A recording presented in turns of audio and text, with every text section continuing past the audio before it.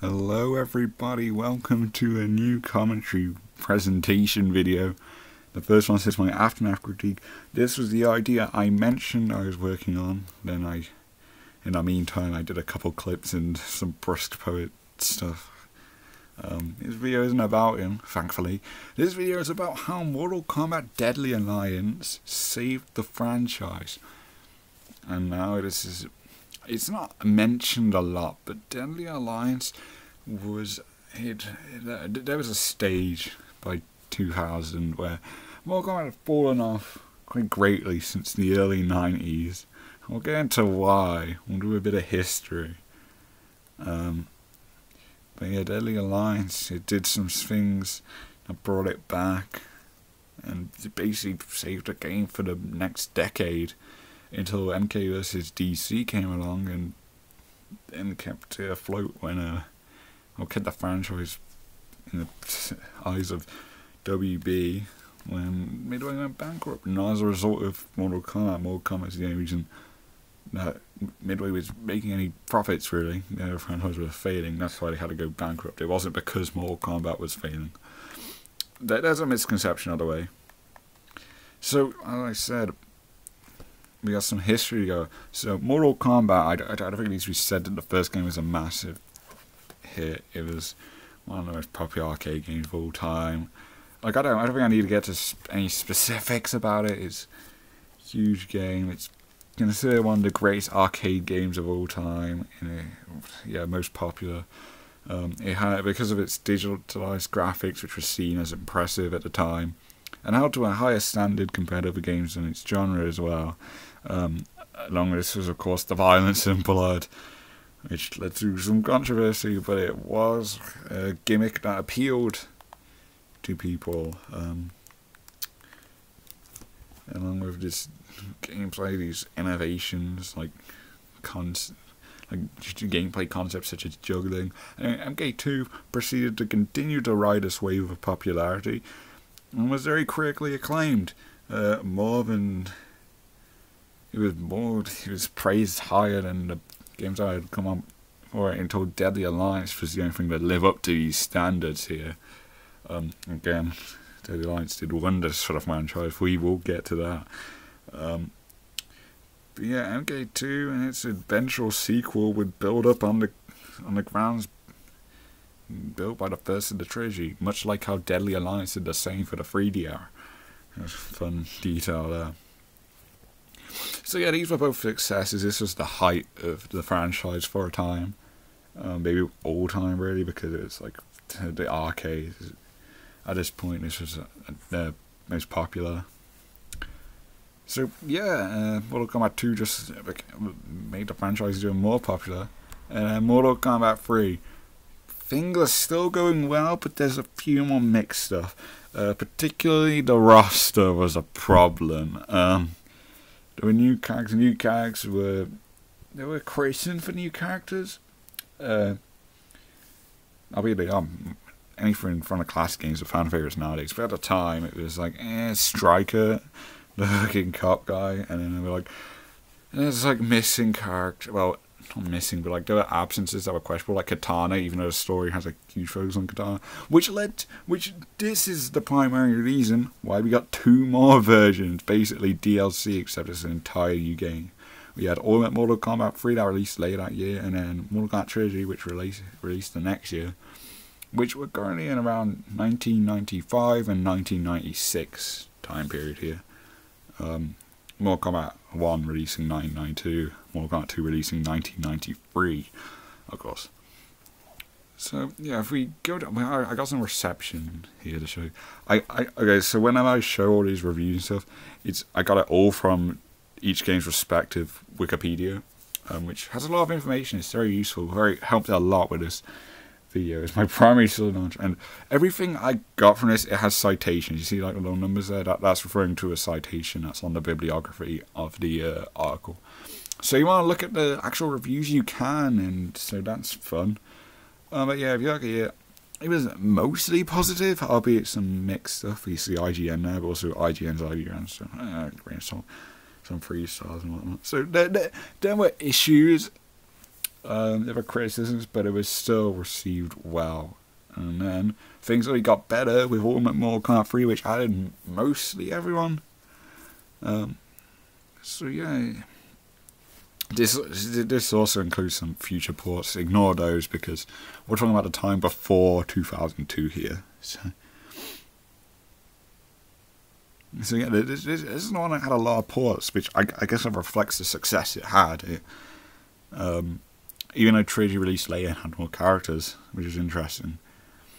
We'll show Trilogy then. So yeah, Nintendo 64, 52% PlayStation 67. Again, it's still mixed, but there is positive. It's mostly positive to mid, really. So yeah, there were also some gameplay criticisms. I'm not sure the specifics of it, but yeah, it wasn't doing as well as Mortal Kombat 1 and 2, but things were still going well. But then went to Mortal Kombat 4, which they got a sequel for Mortal Kombat Gold. This was a transitional period for the series.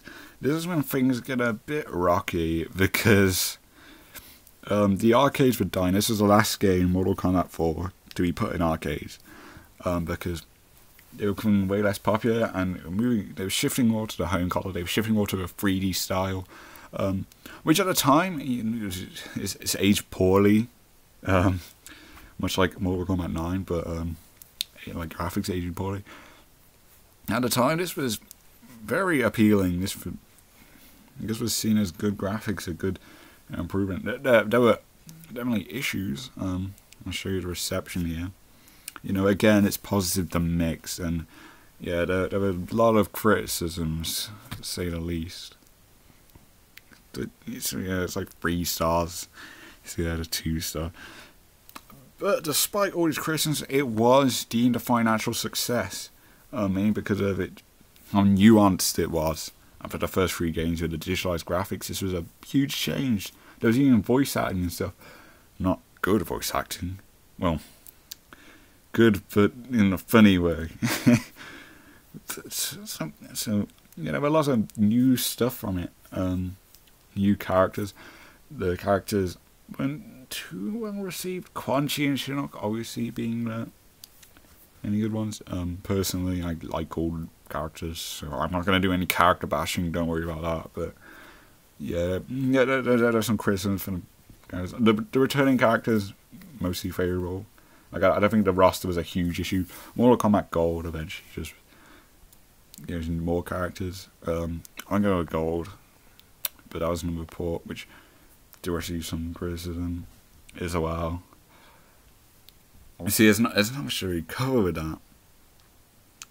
You know, there were just issues in like gameplay, but it was seen as in the future, like if they kept going with this, they could make something really good with this new style. It was seen hope for the future, albeit this engine wasn't reused ever again. Instead it shifted to a different 3D gameplay engine, which would be used for Deadly Alliance, Deception, Unchained, and Armageddon. But my slides move on it. So, coinciding with the release of Mortal Kombat 4, and here we're covering some side stuff, not just fighting games now, because the Midway was trying to branch out into other things to widen their fan base, their popularity. So along with this was Mythology, which is like an action adventure game. Again, mixed. Not as negative as some people think. Albeit you could see a 1-star just right there. You can see a freeze. The main issue was the difficulty. The gameplay. It had some objective problems, like MK4 did. That held the game back a bit, which was unfortunate. Albeit this game did get a lot of praise for adding to the story. It had a Warriors story, which is aged very well. The story is one of the most important in the franchise. So good on you, Mythologies. Big respect for that. But yeah, the gameplay was seen as annoying, and it wasn't up to the standard of other games in that genre. and it seemed like a waste of time for Mortal Kombat to be delving into this, which are like later plans for stuff like a Baraka Mythologies. But Mythology was going to be a title for side games, but obviously we didn't get Sub-Zero. There was stuff like Baraka, Shaolin Monks. Shaolin Monks we actually did get, but not in the Mythologies title. But we did get a spin-off relating to them in 2005, but that's later. We're talking about that. So, continuing with side stuff, you know, this is like in between periods. The Mortal Kombat movie released in 1995, Mortal Kombat Annihilation released in 1997. So, like, around MK3 and MK4 times. And these were financial successes. Even Annihilation had grossed a $21 million profit, which is quite good, which actually, I believe, more than all three of the modern movies combined. So that's funny. So yeah, not as afraid to think, but it did receive a lot of criticism, which seems to be a pattern now. The 1995 movie was seen as a classic. It was very well received. It made a lot of money. So that was good. That paired with release of Mortal Kombat 3, Ultimate Mortal Kombat 3, Mortal Kombat Trilogy. There were lots of profits to be made, just to say that. And Annihilation tried to follow that up. Didn't do as well as I thought, but it wasn't a failure financially. It just hadn't done well enough, and there was fear that due to the criticism of a third movie which was set up, it just wouldn't work, and that never came to be. But yeah, additionally, the franchise tried out novels which would release alongside the movies. You had one for the 1995 one, a novel by Jeffrey. This was released alongside it. Also, the art to the right in that novel was pretty cool, so I just wanted to show it. But yeah, this novel has nothing to do with the actual any existing continuity. I don't know anything about the Annihilation novel. I only learned it existed when making this presentation, so I know nothing about it. But yeah, both of these released alongside their respective movies. I couldn't find anything telling how successful they were, but since they are quite obscure nowadays, I'm guessing it wasn't crazy. I do want to make a video of how novels is a good way of telling an MK story, though. It's a great format. It allows a lot of creative freedom. That's a story for another time, though. So yeah, they also tried out TV shows, a pair of TV shows. One was an animated show, mainly aimed for children, again, trying to branch out into other categories. Well, yeah, other categories, and like trying to get more fans from all sorts of people, as a way to try and get kids to have something to get into the franchise, even though a lot of parents, especially at this time, would have been concerned due to the ultra-violence, which is less of an issue around the release of this, because they were just as violent games at this point, so Mortal Kombat wasn't seen as this evil thing. But yeah, it was good on paper to try and reach out to a children's audience. So this lasted one season. It tried to set up a sequel, had lots of new characters and everything. The sequel got cancelled, as did the sequel for MK Conquest, but Conquest actually had quite a long first series. It has like 20-something episodes. So both of these did not do as well as expected, since they were hoping for multiple sequels. Again, this is another attempt to try and find something that sticks, and TV shows for MK just don't stick. They never get sequels in terms of series. Unfortunate, but I don't think there were no major failures. This was just an attempt, and it didn't go as well as planned, so nothing more came from it. But these were they did receive negative reviews. Once again, you can see a pattern, like I said, a clear pattern. And now there's comics, and comics there were a lot of MK comics. These are actually quite successful, I think, because there are lots of them. I don't have any like statistic numbers, but they did a lot. There were comics published by Midway Games, free to coincide with certain games. You see one for an issue of the Mortal Kombat 4 comics right there. So there's the Mortal Kombat 4 limited edition, along with the Mortal Kombat Collector's Edition, which came alongside the first game. Mortal Kombat 2 Collector's Edition came alongside the second game. The third one didn't get one. I think that's because there was the movie releasing at that time, maybe. Actually, maybe the Malibu comics, which we'll show now. The guys published by Malibu Comics. They might have been. I think they were releasing around the time of MK3, so that might be why. But yeah, there were a lot of these actually. There's Mortal Kombat Battle Wave, Mortal Kombat Goro, Prince of Pain, an entire series about Goro. Mortal Kombat Raiden and Kano. That's the most odd team up. I don't know what happens in there. Mortal Kombat Tournament Edition. Funny because that lead becomes the name of a GBA port. I'll discuss that a bit by the end of this video. And then there are character specials for Baraka Baybati, where Baraka looks up a child. Sister Act, which is Kadana and Melina, as I've shown on the video. It's the first one that came up, so I just used it. And then Kung Lao, Rising Sun. Yeah, that's the comics, but after the Mortal Kombat 4 one, that was kind of it. And now, things get a bit dicey once we reach the year 2000. There was some other stuff being tried. There were lots of other stuff. Like, I've only scratched the surface on what I showed you. There was stuff like live tours. These other short films, like the Federation of Martial Arts. That's the thing with Jimmy Cage in it. That weird thing. They obviously didn't do very well. And that released in 2000. You wanna know what else released in 2000 didn't do well? Mortal Kombat Special Forces. To no surprise, negative reviews all around, pretty much. Besides EP Daily, who gave it a 7 out of 10 review. I read it, quite interesting actually. But yeah, mostly negative even for its time. EP Daily was just smoking crack, I guess, but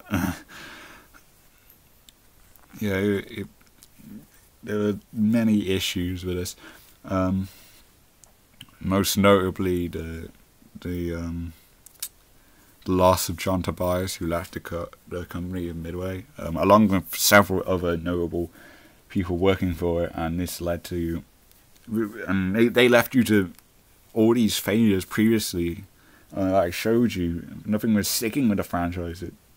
This is very much just a thing in the past. It was just of its time when the arcades were around. They still had the finances to do stuff, but there was nothing that seemed to be sticking. There was nothing that was securing the future of the franchise. Special Forces definitely didn't help with that. Because it was unfinished, the one that was shown at E3 2000 had Sonya in it and a different cutscene, but because people were leaving the company, they couldn't finish it how they intended it to be. So it's a very clearly unfinished game, which is unfortunate. Yeah, the game, for what it is not very good. I do respect it for giving us No-Face, Tasia, and Tremor, though. Personally, I don't mind it, but obviously, fans were not happy with this. To nobody's surprise. So, Mortal Kombat Deadly Alliance. There were 2 years, well, 2001 had this Mortal Kombat Advanced. It was, again, not well received of a port of MK3. Well, MK3, I think. I don't know which version was one of them for a handheld console, and yeah, it was not well received. Much like Special Forces, things weren't looking good. But then, a year later, Mortal Kombat Deadly Alliance released. 2002 was the year it released, and this game has been what fans wanted. They really needed this. It had been half a decade since a mainline series. This is back when like actual titles for MK games weren't expected. So if you were just calling it MK5 commonly, and yeah, you can see it's a really good logo. I just want to point this out now. It's like the spear is shaped like a V, which is the Roman numeral for 5, obviously. So very clever, very clever.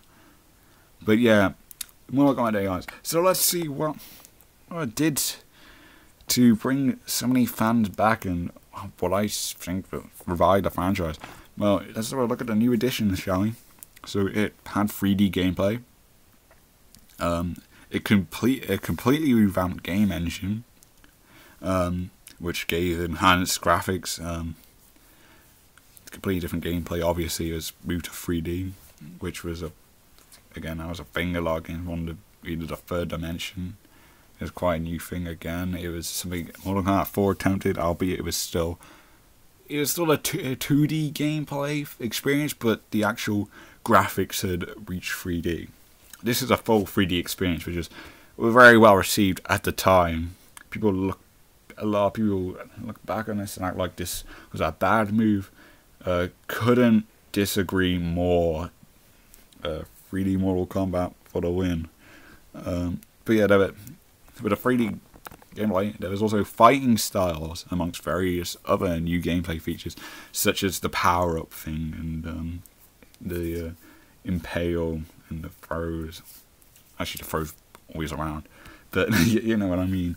There was a lot of new stuff, which was great. It really needed this. It was like a refresh we all needed, but it was still following up on the story. Which is how we got 17 brand new arena stages, which was very impressive at the time. So there was one, the acid bath, that had unique gameplay features. Again, that was a pretty new thing for the franchise as well, which led to Deception and Armageddon having death traps and other various interactables for their stages. The best stages in the franchise in terms of how much variation there was. But there was a roster. There was a big roster, 23 characters. 2 are secret, but they still played. They still had a unique play style. 11 brand new characters, which is a big number. But there were a lot of returning faces, such as Shang Tsung and Quan Chi, as you can see, were the main villains from the Daily Lives. There was a second Biotary character, excluding Blaze and Mocap, who were the secret characters. And they didn't have an all-white costume, and which is really good for helping flesh out characters more. They had basically double the writing for each one, because there were 2 bios now, 1 per costume, pretty much. That's how it worked. And yeah, so this game did a lot for both gameplay and lore. It did so much for the franchise as a whole. Especially their new modes, Conquest and the Crypt. The Crypt is something we still get today. I don't think there's anything that's going to go as a mainstay for Mortal Kombat. It's where you claim your rewards. And obviously, to go with the Crypt, there's a currency system for the Crypt, the 6 coin variant, which helped give an incentive for players to keep playing the game. Which was especially important for a time when they were unable to be able to get online access to Mortal Kombat. There was also mini games back. Test Your Might hadn't been seen since the first Mortal Kombat. It came back, revamped obviously, along with Test Your Sight, which was a new thing, a new quirk. So let's have a look at the reception, shall we? You know, it had been deemed to revive a series that had been waning since the late 1990s. It was praised for reinventing the Mortal Kombat formula with a true 3-dimensional fighting experience, which was entirely different fighting styles and a deeper, more intuitive combo system. Expanded the lore as well. The new characters in the majority were welcome additions, believe it or not. So I made fun of for their appearances, but I don't think anyone particularly had issues with anything else. Suhao, obviously, has been well received. I like Suhao personally. Overhated. He wasn't crying about his appearance on the roster. The roster was considered very good, the second biggest roster for MK at the time. So it was a good roster, really good. Lots of new faces, lots of old faces. The perfect mix. So yeah, there wasn't any complaints with that. And also, like I said, praiseworthy writing with countless new parts to the lore. As you look here, finally on the reception and the reviews, you can see it's a consistent 8 pretty much. 8, 8.9, 8.8, 82%, 81%, 84%. This was really well received. This is the best reception an MK game had received since Mortal Kombat 2. And there were a lot of games in the middle. So yeah, as I said, it was a success. Deadly Alliance had sold over 3.5 million units. It had made an average of 100. Well, to my research, I did research. The only thing I could find about how much it was sold at launch. I might be wrong. I wasn't alive when this game released. Funnily enough, haha, I'm a child. Funny. But yeah, it was apparently $30 per copy. So that's like an average of over $100 million, which is crazy. Very good for the time. Yeah. So yeah, it sold, and there's some extra statistics. By the way, that 3.5 units that was claimed by Ed Boon in 2011. That's more units than any other MK at the time, I believe. I know Deception Armageddon didn't sell that many. As many. It sold out. They both did well. Also, I'm not saying it didn't, but Daylight was the most successful. It sold over 350,000 units in just 9 days. That was very huge. And like I said, this is 2002. Gaming wasn't as popular. Games were sold for cheaper, as you can tell.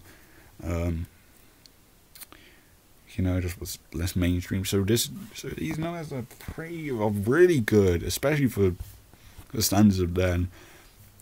It sold over 1 million units in the first month for the game's release. I believe it was. They reached 2 million in just a few months as well.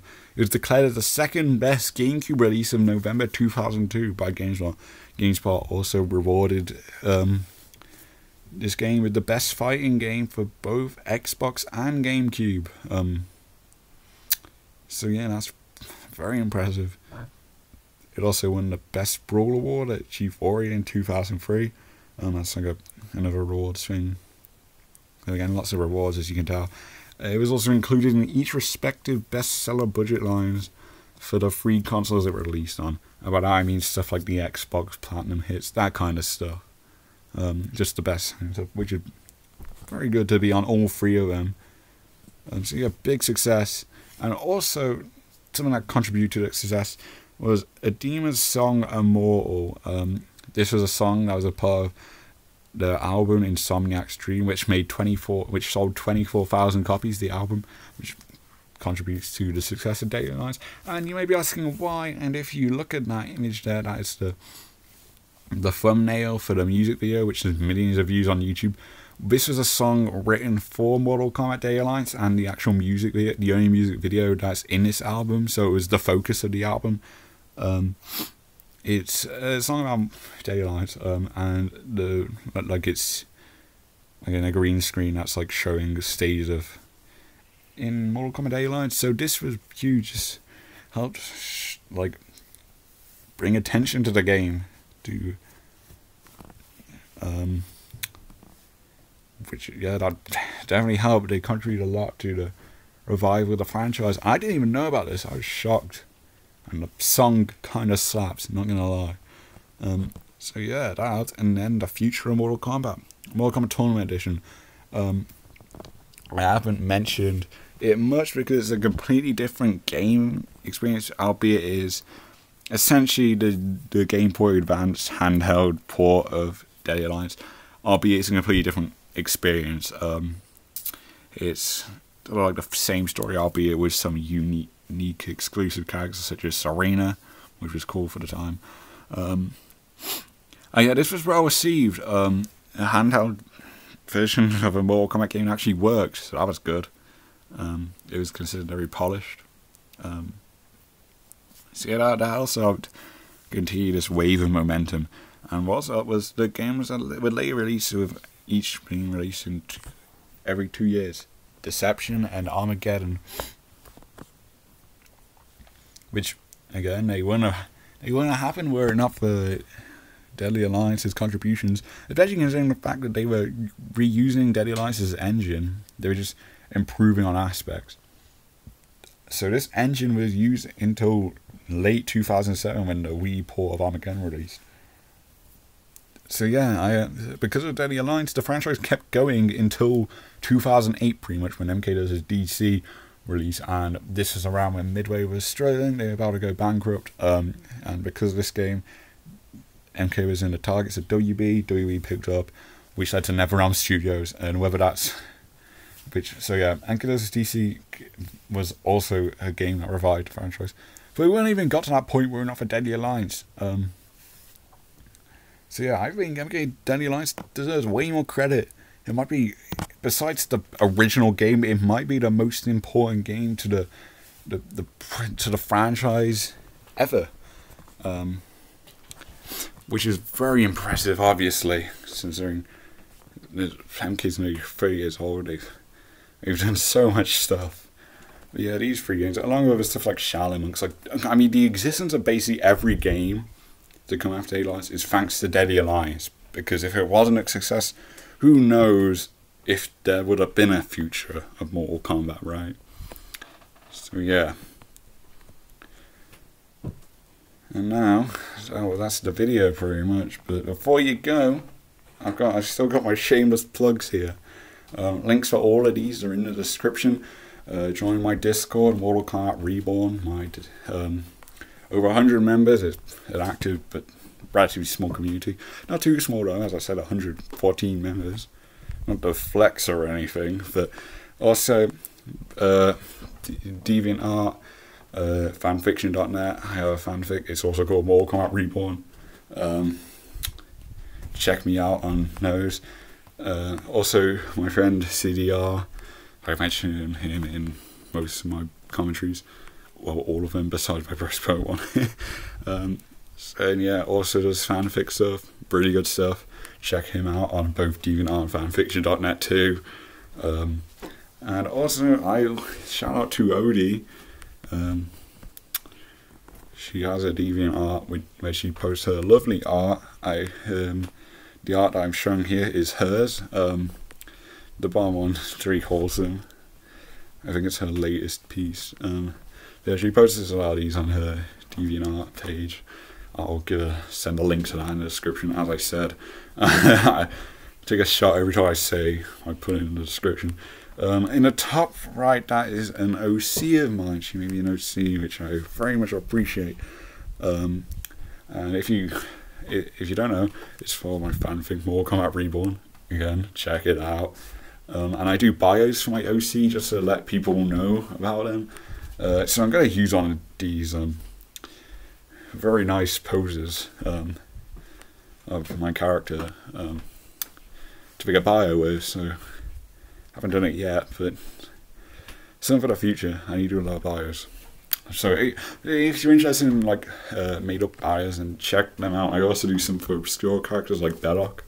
I gave him his own lore. So you know, I have a lot of stuff going on. We all do, all 3 of us. So check our stuff out, please. And that's it. Thank you for watching. It's a video I've been wanting to do for a while. I gotta finally have it done. It took me like a week to prepare. You know, but Mortal Kombat Deadly Alliance, it deserves so much respect for what it's done, and I hope this has helped people see it in a better light. I don't think it's received that negatively. Stop bullying Sue Howe, please. That's all. Thank you for watching again. Check out my stuff. Check out CDR stuff. Check out Odie stuff. All in the description. Thank you for watching once again. And I'll see you later.